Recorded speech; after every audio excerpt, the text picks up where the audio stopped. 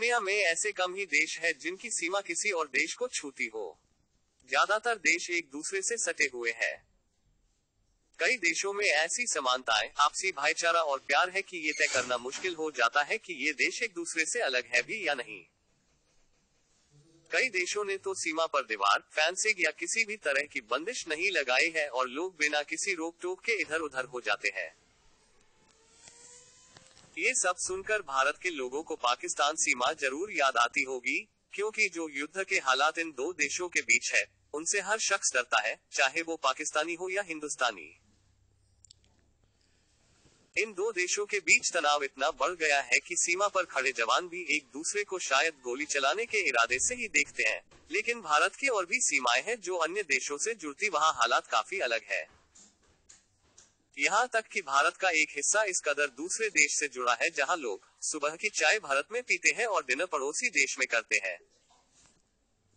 आपको सुनकर अजीब लगेगा, शायद यकीन भी नहीं होगा कि हर तरफ दुश्मनों से घिरा रहने वाला हमारा भारत किसी देश से इतना कैसे मेल बढ़ा सकता है।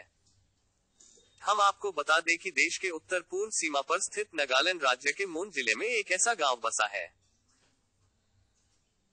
यहाँ के लोग बड़ी ही आसानी से म्यांमार देश की सीमा में दाखिल हो जाते हैं। इस गांव से जुड़ी सबसे रोचक बात यह है कि ये गांव अंतर्राष्ट्रीय सीमा रेखा में आधा भारत में और आधा म्यांमार में बसा है। आज जब भारत पर हर पड़ोसी देश बुरी नजर गड़ाए बैठा है, ठीक उसी समय इंसानों की एक ऐसी भी बस्ती है जहां सरहदें मायने नहीं रखती हैं। ये बस्ती भारत की सरहद पर बसी है। इस बस्ती में रहने वालों लोगों के पास दो देशों की नागरिकता प्राप्त है। लूंडवा गांव के लोगों के पास दोनों ही देशों के नागरिकता है, यानी वे भारत के नागरिक भी हैं और म्यांमार के भी।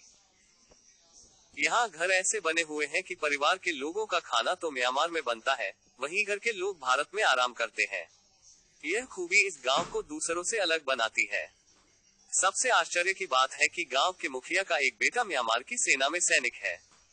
यहाँ देश के नाम पर टकराव और तनाव बिल्कुल नहीं दिखाई देता है। इस गांव के लोग बेहद शालीन हैं और दोनों देशों से प्यार करते हैं।